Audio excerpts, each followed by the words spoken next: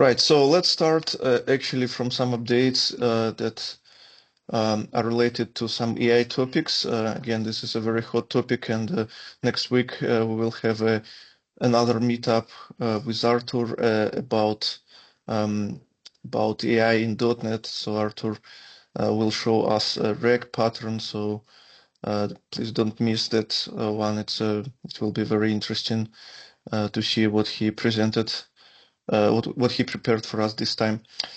So regarding the news, yeah, so we have this one announcing the official OpenAI library for .NET.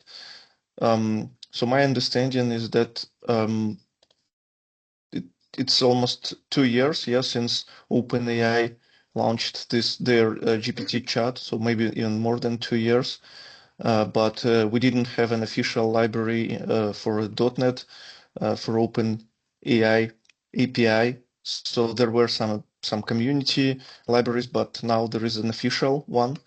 And Microsoft actually assisted developers to make it like first-class library for a .NET ecosystem. And it supports like all the modern features of C#. It has async enumerable, all OpenAI functionality, like the latest version of GPT chat, GPT-4o model available here. Yeah, it's Arthur? good. Yeah, it's good that OpenAI presented their official package for .NET. But before it, Azure team presented Azure OpenAI library to communicate with Azure OpenAI service, but in the same way, you're able to communicate with OpenAI directly via their package. I mean Azure OpenAI package, and it looks pretty good, but in the same way, OpenAI created their official package, and they separated some concern because instead of have only one single client class, they separated, and now you have like a separate client for chat, for embedding, and for file system, etc. And yeah, it looks pretty good. But at the same way, we have some community, as Alexey mentioned, package, and some interesting fact that for some popular community package provided some guide, for migrating to official OpenAI library, because OpenAI asked him, the maintainer of this community package, to prepare this guide, and this person participated in preparing official package as well. Yeah, it's interesting. Yeah, nice collaboration between Yes. them. Okay, a few Do more. we have something similar in another languages, like in a Python, Java, maybe? Yes. For Python, they have official package, and you can use without any problems. And as I said, Azure OpenAI service have package for Python as well. My understanding is that like they just have REST endpoints, and theoretically, if there was no library at all, he was able to just use REST endpoints and use maybe REST Sharp or another library where you can just declare interfaces and just get the implementation automatically generated. So it wasn't like a real issue, right? Because you were always able to use just REST endpoints. But anyway, it's nice to have a native library instead of direct HTTP communication. Well, it's in both cases HTTP communication, but you will have to match with their specifications, with their endpoints. That's additional work, actually. Right, a few more AI topics. Building generative AI apps with .NET 8 and semantic kernel. So in this article, there are a bunch of links and also an explanation why you need a semantic kernel in your application, why you need to plug in AI. So there are some arguments that you will boost productivity and efficiency of your users.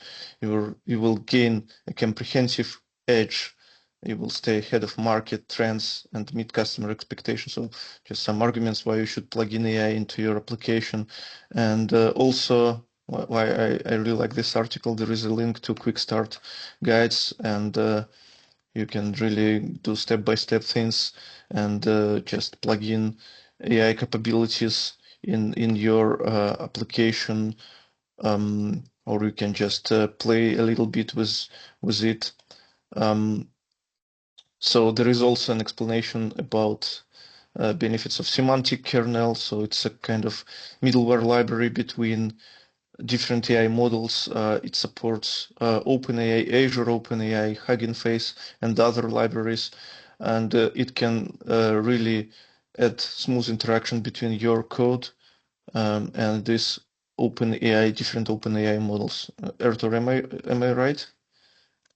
Oh yeah, it's like AI orchestrator, yeah, for application. It's like abstraction. You don't need to have specific library like OpenAI. You're able to adjust semantic kernel to any vendors like Mistral and other as well. You're able to different type of vector stores like was presented like Qdrant, yeah, and other vector stores. And one interesting article was highlighted at the end, not at the end, I would say, like, could you please scroll down? We have some, how to say, link topics, maybe, like some advertisement, maybe if you scroll to the end of the, I mean, yes, this one. As you can see, step-by-step guide to develop AI multi-agent system. It's really a cool article to understand some multi-agent communication between different systems. Like, let's say we have one agent to create comprehensive documentation for for developing some feature, and as soon as we receive some comprehensive documentation, we are able to delegate creating of code, creating of code or some mockups to another agent, and this agent will generate a code to, for instance, calculator, yeah, and return to another agent to apply to receive approval. Like, okay, if all code apply to the documentation, we can approve and go to the production like that.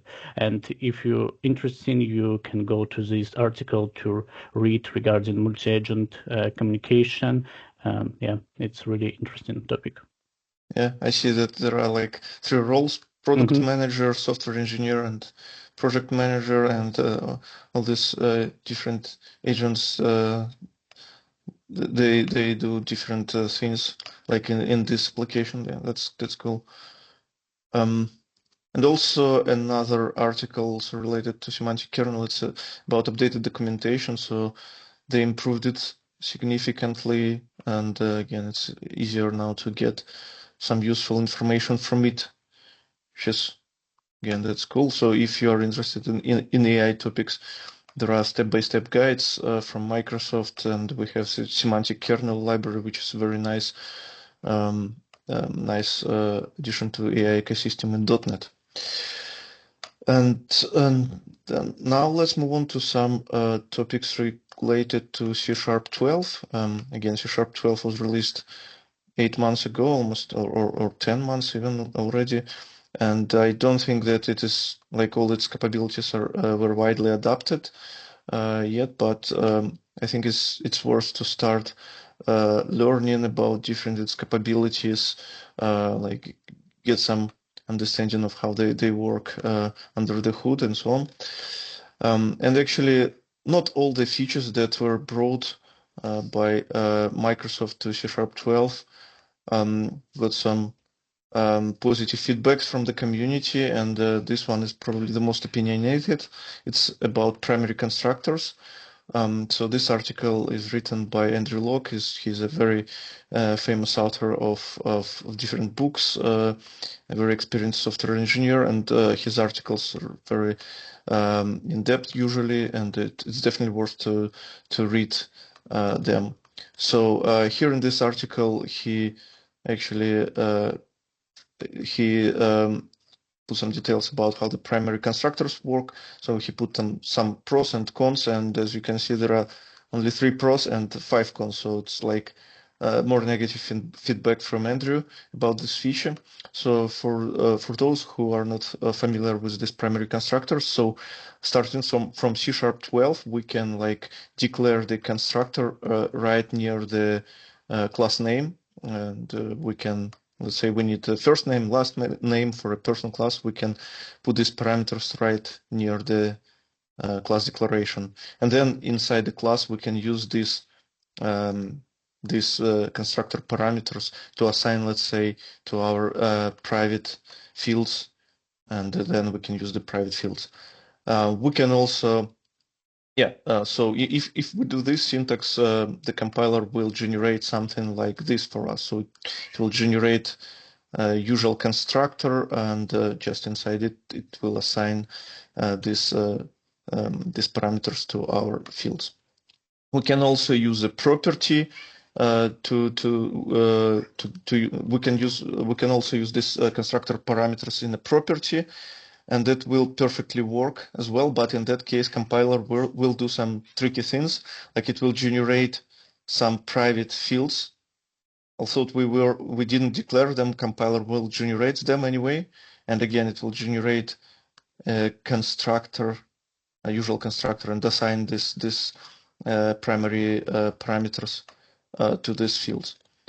So then Andrew just shows some cases where he believes these primary constructors work really nice. So if we have like simple class, then it's fine to use this constructor, primary constructors. We can also do some null checking using this two question separator, as we actually showed in our questionnaire in the beginning. You can do some like more complicated things, but what you can't do is to use these guard methods, which are very nice. In that case, if you wanted to use them, you have to use regular constructors. Another case, for example, if you are writing some tests, you can inject a test output helper right on top of your test class. That's very convenient, and Andrew shows that it requires much less code than the usual constructor. So it's a very nice case of using primary constructors, and also MVC controllers, because like let's agree that if we use MVC controllers, we usually don't really do the null check, because we get all these parameters from our DI, and they shouldn't be nulls really. We can just assign to our private fields. So like very nice use case of these primary constructors, and I think initially like this they were designed in most of the cases exactly for that. And then there are some cons of these primary constructors that Andrew shows here. This is the case. This one, for example, is the case when because of this because we assign here to these parameters to our fields, and we also use them in the property. Then what we will get at the end? So we will get two fields. So we have these fields, and there will be also fields generated by a compiler. So there will be duplication of these fields having the same values. That's not very nice case. Also, with the name, there is some naming confusion. So actually, if you declare it first name and last name in your primary constructor, then the scope of these variables will be for the whole class. And let's say if you wanted to have a set name, let's say, method, then you will have like problems with naming, because you will not be able to use again this first name and last name for your parameters, which is a very organic way to name this parameter. So you will have to invent another naming.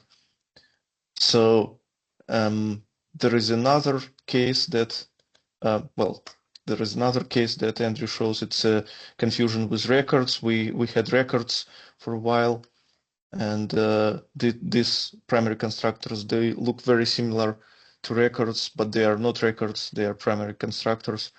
So again, this is very opinionated feature. I know that you, Vladimir, don't like them and probably don't use at all. This is a very confusing feature, and I don't like anything which is confusing, because it usually results in a bad code written in our projects and decreasing maintainability and so on. So easier to avoid, like with some editor config setting, which I posted in the chat, which will just block compilation of your project if it will see usage of primary constructor. Okay, but will you use primary constructors for your MVC controllers? No. No? No. Why? Like it's really simple. Yes, but from my perspective, it doesn't save much space. It's just few lines, because usually your controller anyway shouldn't inject like 12 or 30 dependencies. It will be like 1, 2, 3, 4, 5, and for such low amount of dependencies, it doesn't worth it, from my perspective. Okay. So yeah, Artur? Yeah, sorry, regarding the primary constructor. You know, we have some cons, yeah, for it, like duplication, if you want to use for read only fields. And you know, one thought regarding it, why Microsoft didn't introduce some attributes, like, okay, I can pass near of my first name parameter like read only, yeah, attribute, and it will generate some code behind the stand, yeah, and for you, instead of like duplication. And I believe it will be useful because, okay, we know some private fields will be generated as soon as we introduce primary constructor, and it's the same way we can just add some attributes like private field, read-only field, or read-only property, etc. Yeah, and the compiler will generate this property for us, and we will use it. I don't know why Microsoft didn't introduce it. Yeah, I mean, the philosophy is expressed in this sentence. It's important to view primary constructor parameters as parameters, so they are not like, you shouldn't think that they're like fields or so. They are just parameters. So that's probably why we have all these confusions. Yeah, maybe. I also know that the same feature is present in the Kotlin.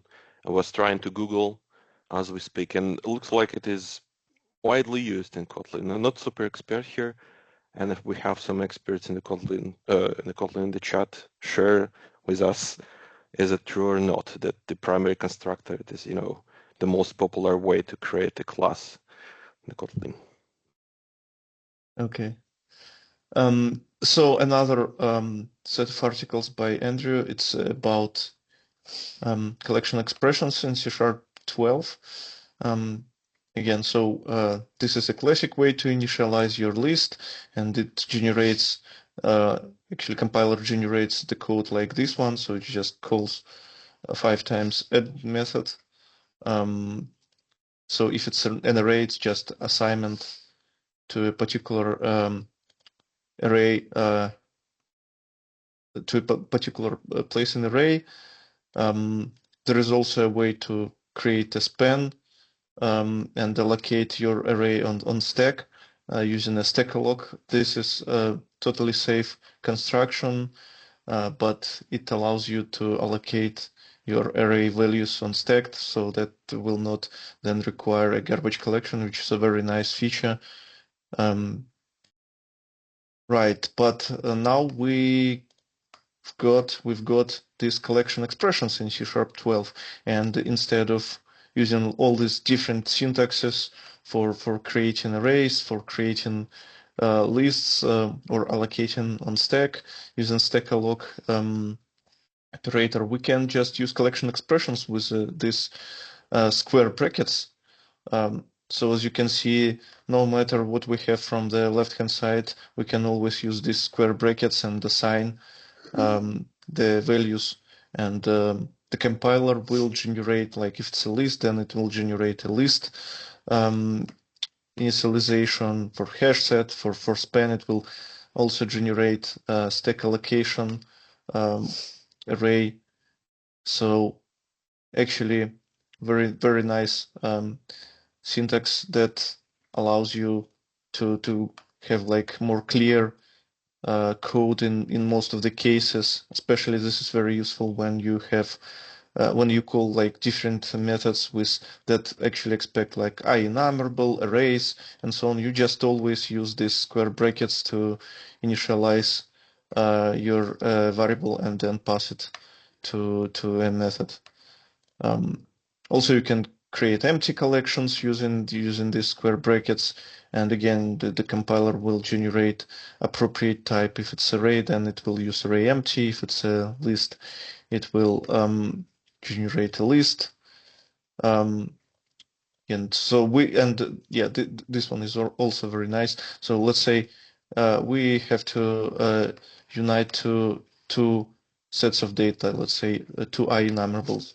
So before that we had this concat method, but with the collection expressions we can use a spread operator. Is it spread?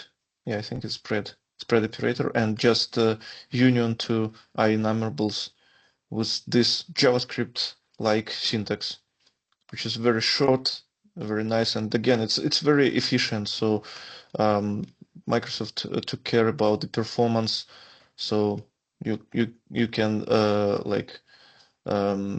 be confident that the generated code will be very efficient and performant.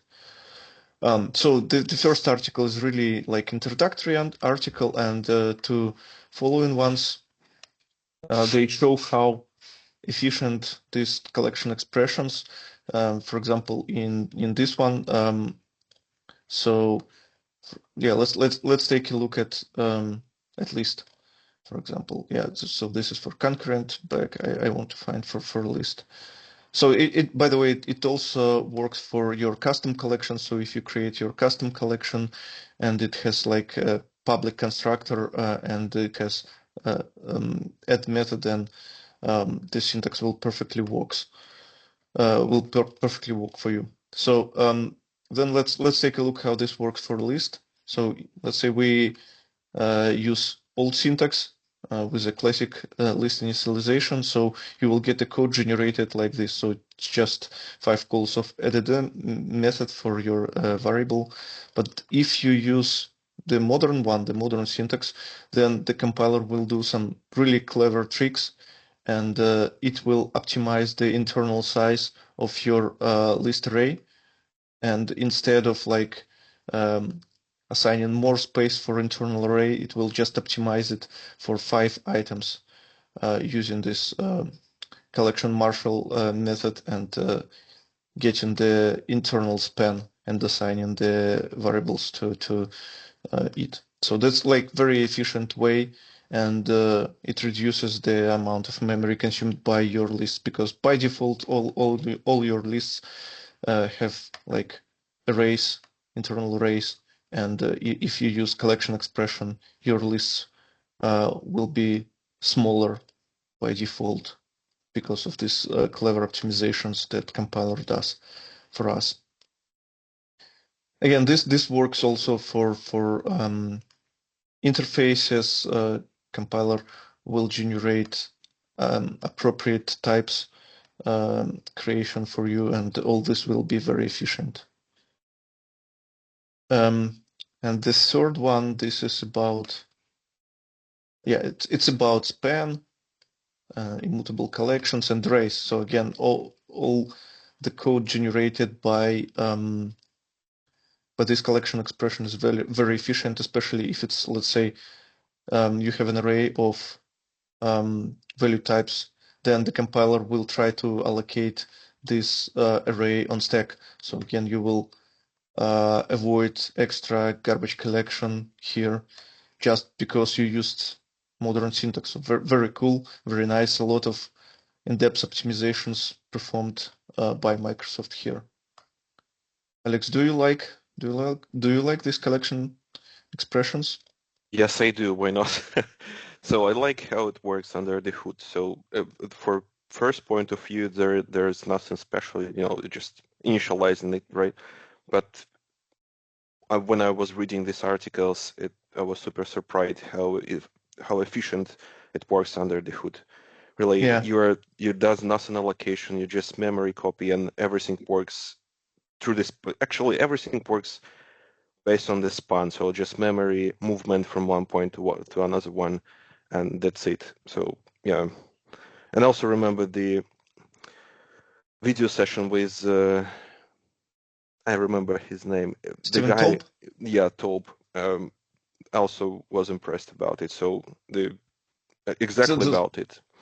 So yeah, for example, on Microsoft Build event that was in May, he showed how he optimized one of the community libraries with all this collection, expression, spans, and other things, and got much less allocation and more performance in many methods.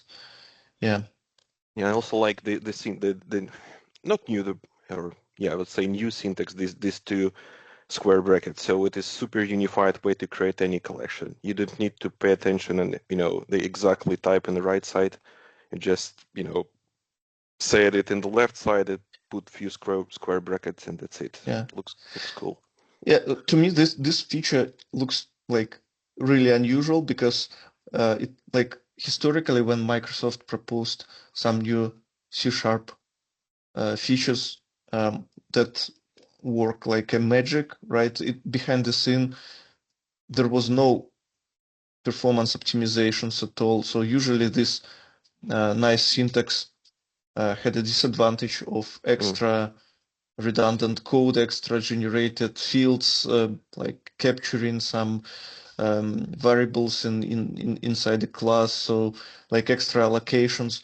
But like this feature is like opposite, so it looks nice and it is very performant. It's very efficient. Something like they created a task, async await. Yeah, async await. Yeah, it's like the code generated by the compiler brings you some like extra penalties, right, from the performance perspective. So if you don't use async await and just use tasks capabilities to achieve the same, you will probably get like more efficient code because you will avoid all the state machines and so on. But like this one, it looks nice and the performance is probably better than you will be able to achieve if you use the previous syntax, like with a classic array initialization or lists creation. That's cool. Right, and one more, but about #12, but this one from Microsoft. It's about default Lambda parameters. It's a very short one, but just a reminder, starting from C#12, we have default, we have a capability to assign default values to our Lambda parameters, and in most cases that may help you to like have a shorter methods, shorter less amount of code and so on. Yeah, it's a very small and but still quite nice feature. Did you have some needs to have default Lambda parameters? Oh, I think it was initially designed for this minimal APIs. Yeah. The same way as feature added in C#11, when you can assign func to variable without specifying type of a func. Yeah. It was driven mainly for minimal IP purpose. That's interesting. Yeah. Right. So for this one might be interesting for people who stuck on the previous versions of .NET. So there is a .NET Upgrade Assistant. If you have a task to upgrade your code, you can try to use this tool. Now it has a plugin for Visual Studio, and it can generate some fancy reports for you. And it could be a good starting point if you really need to do this upgrade from lower version to higher versions of your .NET. Not sure if it is like extremely useful, because anyway you will have to upgrade, test, fix the issues, upgrade, test, fix the issues. So it's basically the exercise is quite clear, but if you have probably a really large project and you need like a preliminary estimation of the work that needs to be done, then yeah, it might be useful. Right. So this one, it's about .NET Aspire Developers Day. So in July 23rd, there will be an event conducted by Microsoft. It will be all about .NET Aspire. So this is a tool that allows you to orchestrate your microservices. And let's say you have a number of microservices, you have some database dependencies, queues, and you wanted to set up all this environment locally. So with a .NET Aspire, you can do that with a special orchestrator project, and you can run all your microservices, connect them with each other, and test locally. Then you can do the deployment, and you automatically get a dashboard from .NET Aspire where you will see some traces, metrics, logs of all the components, and there will be an event where Microsoft will share some details. So there will be, my understanding, like beginner level sessions where Microsoft folks will just show basic capabilities of .NET Aspire. Then there will be a deep dive session when the experts will teach you how to build your custom components, because the .NET Aspire ecosystem is extensible. You can extend and bring additional components to it, and there will be some community talks from the partners who has already brought their let's say MongoDB New Relic components to .NET Aspire. Interesting fact about .NET Aspire is that it lacks one of important features even on its initial release, because I recently heard a lot of complaints in Twitter that guys try to use it with containers. They try to start it, but because some dependencies take time to spin up some resources and so on and allocate it, but Aspire tries to push it as fast as possible, so it fails. Like it fails to start without any custom like initializers or waiters or any other approach. Like there should be some mechanism to allow to specify do we need and how we should wait for some dependency to start. Well, I thought to be honest, I thought Volodya, they had this one, but they don't. Yeah. Well, that's strange. Need to check. That's strange. Okay. We have this reference when you add you can just yeah. If you have one component depending on another, you can just express that this component should be started only after this one is already spinned up, right? So yeah, but we have how do they understand that something started, not just okay, so yeah, container is ready. It's not the same, like the application inside the container is ready. It might be some fancy Cassandra database which is written in Java and takes up to 30 seconds to just or Elasticsearch, that it could take a minute to wake up, or even just Microsoft SQL Server. I think it's something like 15 seconds or so to wake up. Whoa, didn't expect. Nice opportunity to contribute to this. Yeah, exactly. Yeah. Anyway, like the .NET Aspire looks like a definitely interesting project. I think there will be some adoption, not probably very wide, but in some niche cases, I think it will be a nice addition to your solutions. yeah, anyway, if you wanted to get some familiarity with .NET Aspire, you can join this this event. Right, the next one. It's a really funny situation. It's a really fun story for me. So Microsoft actually announced a new WinUI workloads and templates for well, for .NET and not for only .NET, because WinUI it's a native Windows UI toolkit, and you can use C++ as well to build your applications, Windows specific Windows only applications. You can also use .NET. So why this like this is a real fun for me, because it's really hard nowadays to understand which technology you should use if you just wanted to build a Windows application, because we still have Windows Forms supported, we have WPF supported, we have MAUI, we have Blazor that you can use for building desktop applications. We have nice community projects like Avalonia, and we also have this WinUI project, which is like a native Windows UI toolkit. Yeah. Moreover, I remember that last year I was reading something from Microsoft that WinUI usage is declining at about 20% a year, and Microsoft is downsizing the team of WinUI. So why something changed? That's interesting.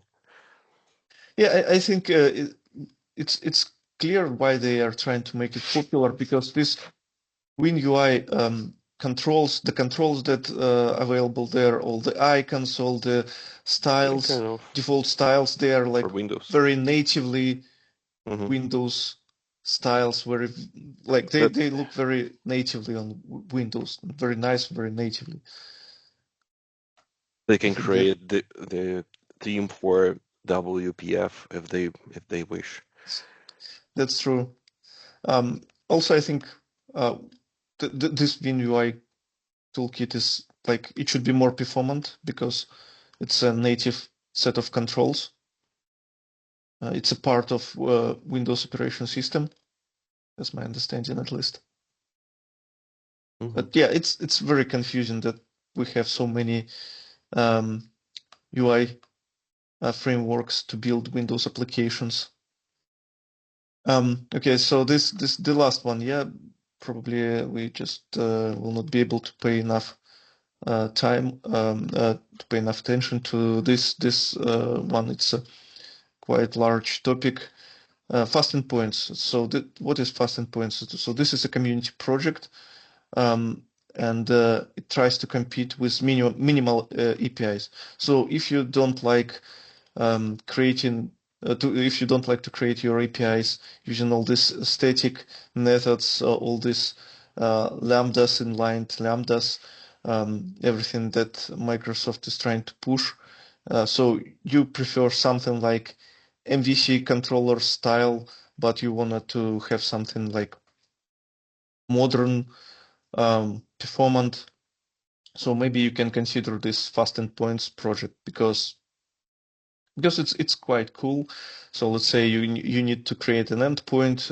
You can just create a class with the request. You need to provide the response. You just declare a class with the response, and then you just declare your endpoint, and you create a class, and you just inherit from endpoint class, and you tell that you have this is my request, this is my response. You override the configure method where you can specify the URL of this endpoint, and then you just implement the body of your endpoint. So I'm wondering how do they allow you to map parameters of requests from different parts of original request, like from body, from query? Do they use attributes from ASP.NET Core MVC namespace? Or not? Because I didn't dive very deeply into this project actually. So what I actually explored is the benchmark step, And what we can see here that it has like parity with minimal API from the performance perspective, and fast endpoints, they are more performant comparing to MVC controllers. So it's like very close to minimal APIs, but the syntax for some people may not, syntax for some people may be more attractive than the idea of minimal APIs. They use from body attribute, but not clear from where it comes from. Is it their own attribute, Yeah, or not? it is not mentioned. Yeah. Anyway, just wanted to highlight that there is a very popular community project supported, I think. If we go to the homepage, we'll see JetBrains supports them. So how many stars do they have? JetBrains supports everything. Yeah. 4.2 stars, K stars. So quite like popular. Whoever will decide to adopt this library on his project should be brave enough to go against the flow. Yeah, 2.4 millions of downloads. Quite impressive. Then it makes sense. Yeah. Right. So that's all that we have for today. Just wanted at the end to highlight that next week we will have an event about AI. So Arthur will prepare some interesting stuff for us. So please join. And yeah, so final words, guys.